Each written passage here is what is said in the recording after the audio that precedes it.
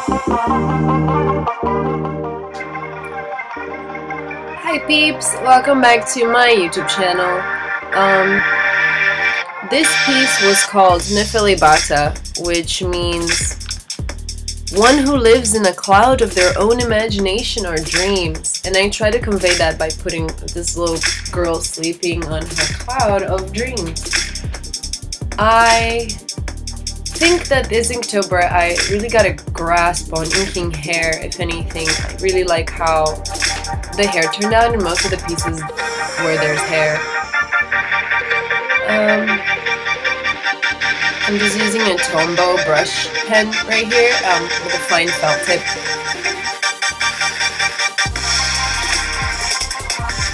And for the clothes I decided to go with the Uni pin in 01.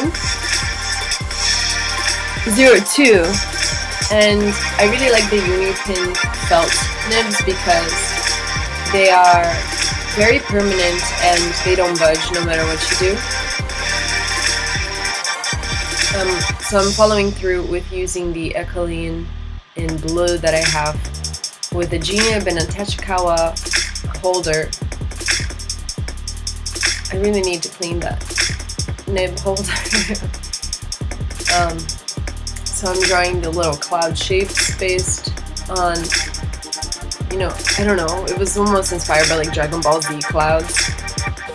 You know what I'm talking about?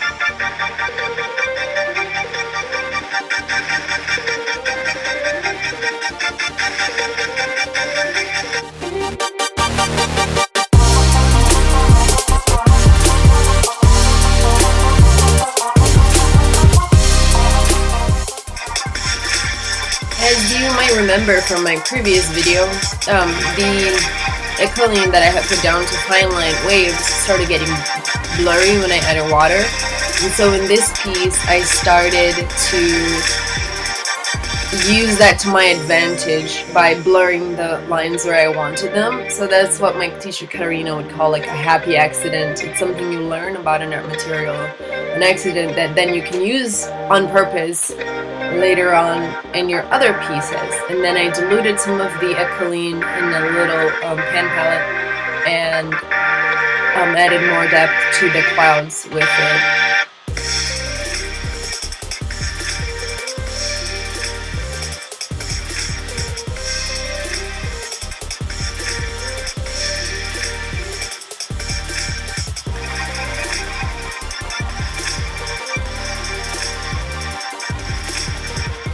Now I'm using the yellow Ecoline to put in the sky on top, and then this is the reason why I tape my drawings down onto a board, not only to get the clean edges for when I peel the masking tape off, but so that I can also manipulate the board itself so that I can get different watercolor effects instead of just letting the watercolor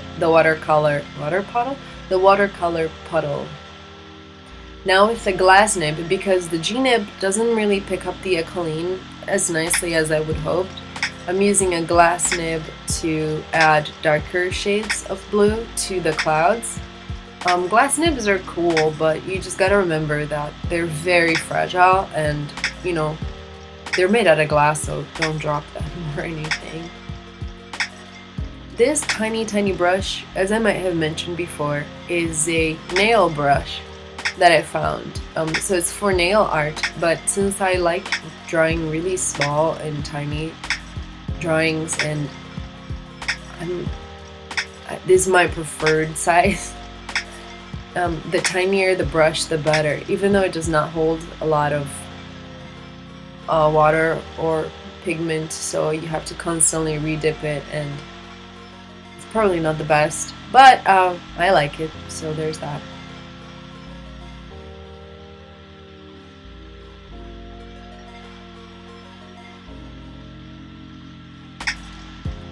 Sorry about my hair, it does pop in and out of frame a couple of times throughout the video. This time, from now on, I will wear my hair up whenever I do these. So I apologize in advance, it will happen quite a few times throughout the video.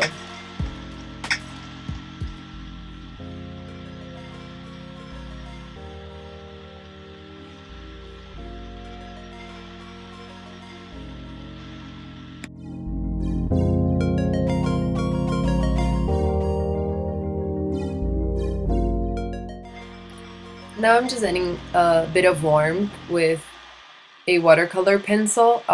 So I have the watercolor pencil on the side, and I just kind of use the tip of the pencil as my palette, and then I use that to add warmth to the knees and elbows and fingers. And then with the Posca pen, I'm adding a lot of detail to the clouds in the sky.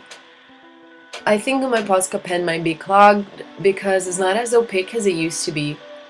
I might need to give it a good shake, but when you're in the zone, you're in the zone, and you're not gonna stop what you're doing, you're just gonna trudge on. At least I'm like that. Maybe you're less stubborn or hard-headed.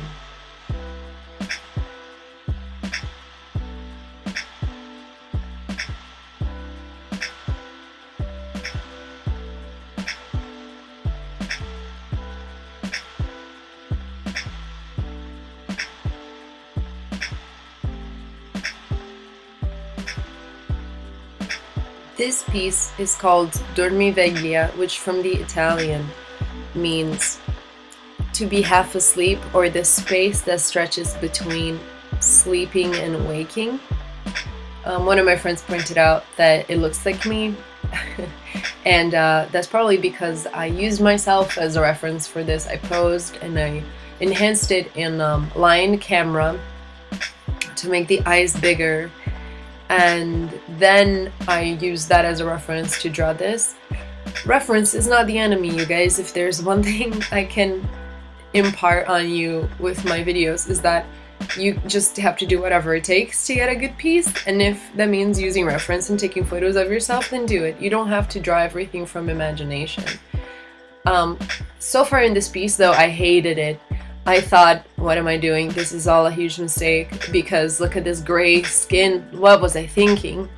I was using diluted fountain pen ink for this, and by this point I was terrified that this piece was gonna suck, and I had to just keep going. Every piece has that ugly stage where you just need to keep moving on and just keep working on it until it looks good again. It would be so easy to just tear it up and start over and give up, but I didn't. I was like, no, I will make it work. Maybe again because I'm a little bit stubborn.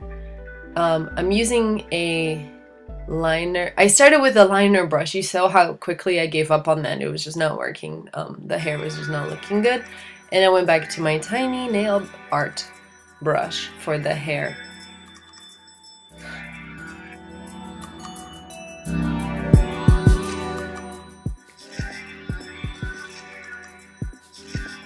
This piece admittedly took much longer than I had anticipated, but that's because I kept trying to make it work when I was putting in down the skin and it wasn't, and sometimes you just gotta stick with it and see where the rainbow leads you, even if there's no pot of gold at the end.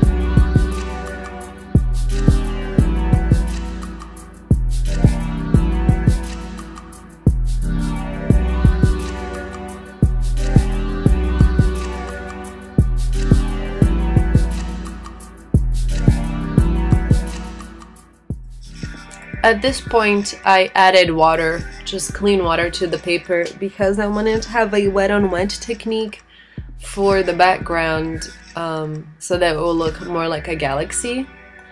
Wet on wet technique is very common for watercolor artists. There's a lot of YouTube videos out there you can find on it. Let me know in the comments if you want me to do one, because I would love to explain this more to you guys, but I'm just dipping the brush on the Ecoline, and then you see how useful it is to have it taped to a board so that I can, you know, move it around and get the different marbling effects. By this point, I decided to, you know, just go over the hair and then come back and redo the hair later instead of being super careful about it. Then I did the same effect on the eyes because I wanted to make it look like she's trapped in this dream realm by, you know, mimicking her eyes to the background, so I hope I achieved it.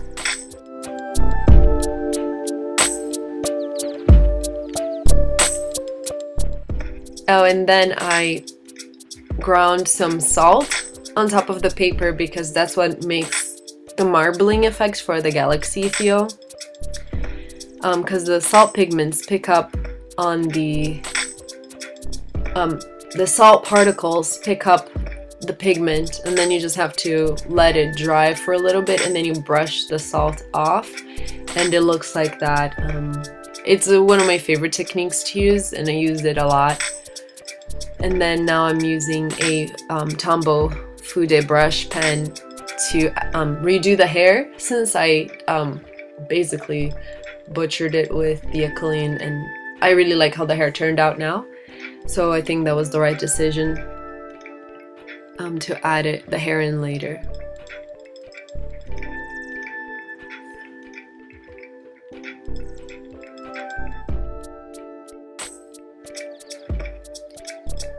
Now with the Jelly Roll pen, I am adding like dream waves to the background. You know, like when you get hooked up to those machines that measure your sleep patterns, they show waves. That's what I was trying to emulate with the Jelly Rolls, and I'm using the glittery Jelly Rolls in purple, dark blue, blue, and green for this, the same colors I used for the Ecoline in the background. And I'm sorry about my hair that it keeps popping up into the screen, but it is what it is, yeah.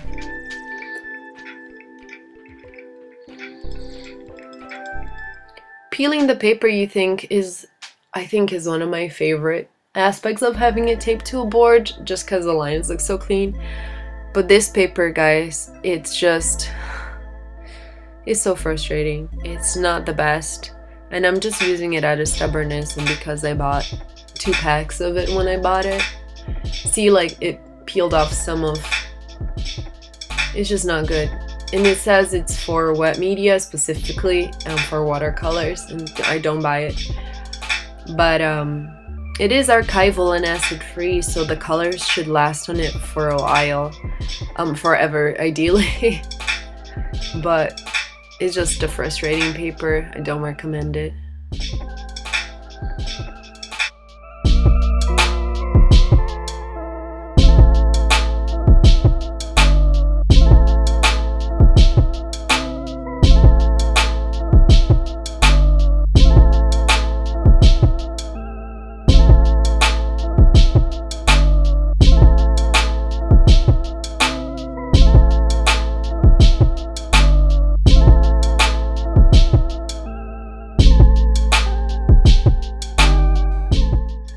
This piece is called Petrichor, which is one of my favorite words of all time. It means the pleasant earthy smell after rain.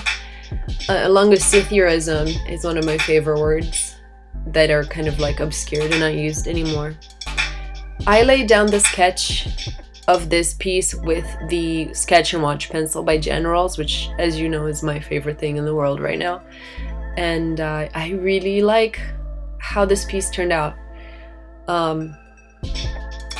Is just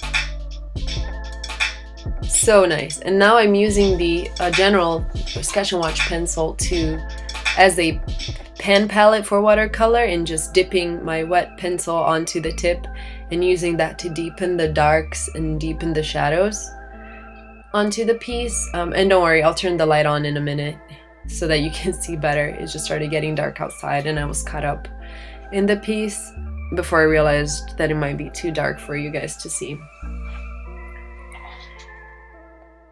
But I'm basically just using I diluted some of the pencil, like old sumie paintings where you use an ink board. So I diluted some of the pencil on my palette to use as a shading agent, and now I'm using the Pentel Pocket Brush Pen to add details to it, like the droplets of rain. I love this piece, you guys. Like, no joke.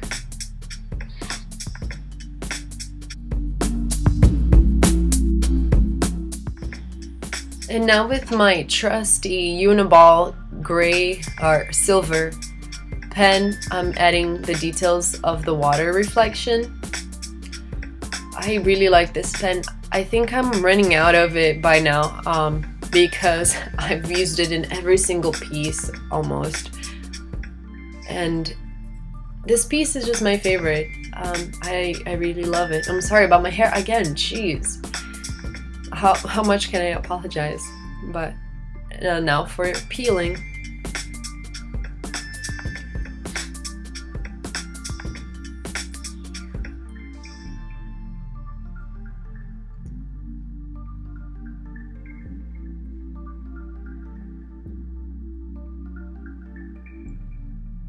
Since you see that top left corner, the wash bled into the tape a little bit, I decided then that I was going to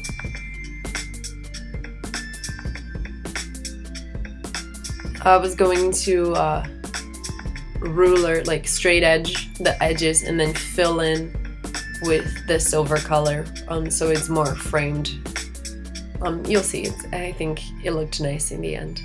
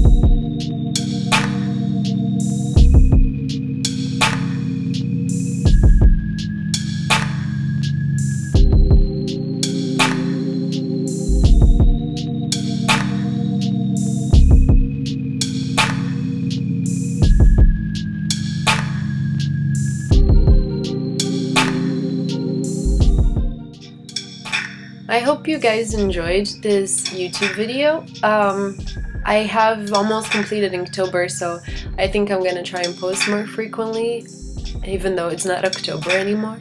But if you did like it, like and subscribe, comment something. I love reading the comments, and I will catch you guys next time. Thanks again. Bye.